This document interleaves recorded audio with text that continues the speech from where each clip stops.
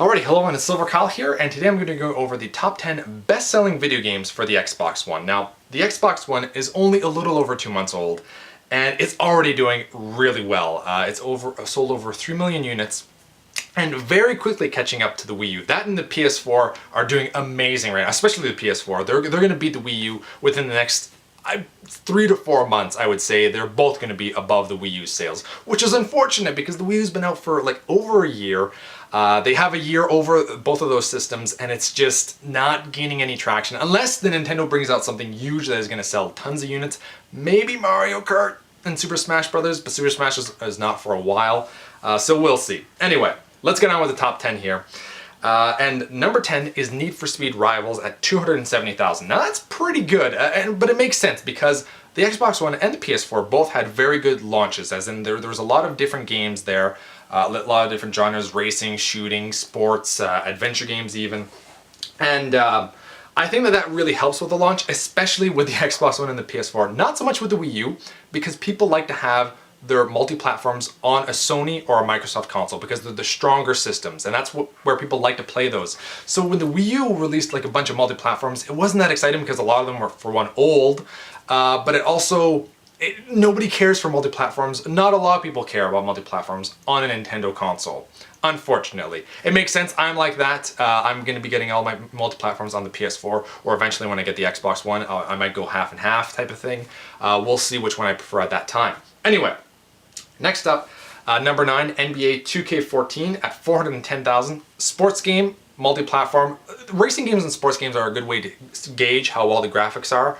I don't know why, but they always seem to do very well at the beginning, and everybody wants to try it out to see how much they've improved, because some people don't buy sports games or racing games all the time, but at the launch system, you generally see a spike in those games.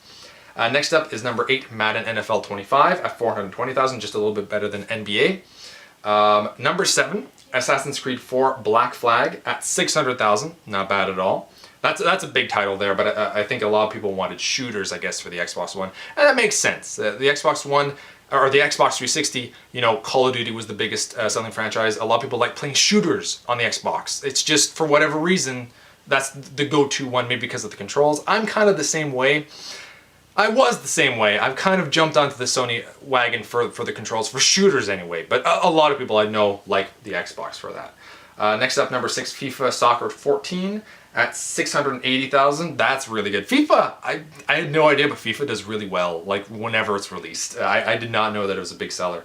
Number 5 would be Rise, which is the first exclusive for the Xbox One at 780,000, or no, sorry, 700,000. That's pretty good for a game that is a new IP, but people like to play, exclusives. That's one of the biggest things that sells the system. Not so much with the PS4 and the Xbox One, because I think that a lot of people want it just for next generation graphics and they want to see how strong these systems are, but exclusives are a big part of it as well. Like if you would just have multi-platforms on the Xbox One or the PS4, I don't think they would have done as well. People like exclusives still because that's a reason as to why you buy this console instead of that console.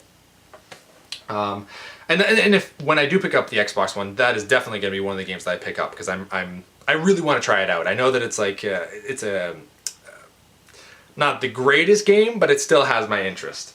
Next up, probably my most anticipated game for the Xbox One when I pick it up, Dead Rising 3, and that one is at 780,000. I thought this one was going to be a little bit higher because I've heard so many good things. It's apparently not the most graphical, next generation game, but apparently the gameplay is amazing and the multiplayer is fun as hell, and that's really what I want. I personally don't care about really fancy graphics. I just want a good, fun game, and that's what this game seems to bring. Number 3, Forza Motorsport 5, 940,000. Now you can see the big difference in gap here between Need for Speed and Forza. The reason Forza is an exclusive, I think that's one of the reasons why. Need for Speed is a big title, so is Forza technically, but I know that a lot of people like Forza because it's an exclusive, it's on the Xbox, and here you can see how well it really is. It's made from the ground up on no other system, so they don't have to worry about porting it for this version of a console. So that's probably why it did so well. Also, a lot of people do like Forza. Number 2, And number one and number two are shooters, and they're the reason why I think a lot of people picked up, you know, the Xbox One or the PS4. Number two is Battlefield 4, 1,005,000, and number one, Call of Duty Ghosts, 1,390,000. It's cool to see that Battlefield is that much closer to Call of Duty. Before, they weren't as close, but now I think that a lot of people are getting a little bit tired of Call of Duty Ghosts, or Call of Duty, and Ghosts is the first one that takes the biggest hit. I've never seen a Call of Duty drop this much. Every year it's like they're breaking new records, and this one just didn't happen. Probably because they're getting a little bit tired. Not to say that it's a bad game. I haven't played it myself. I have it. I'm kind of tired of Call of Duty as well. I will try it out eventually down the line. But yeah, so those are the top two. And it'll be interesting to see the next big exclusive that comes out for the Xbox One, like Titanfall, and I think that's just going to shatter everything. I think that'll be a huge system seller, and I think that you're going to see a huge spike in sales, because that's the biggest, you know, exclusive that we have, that everybody was excited for the Xbox One.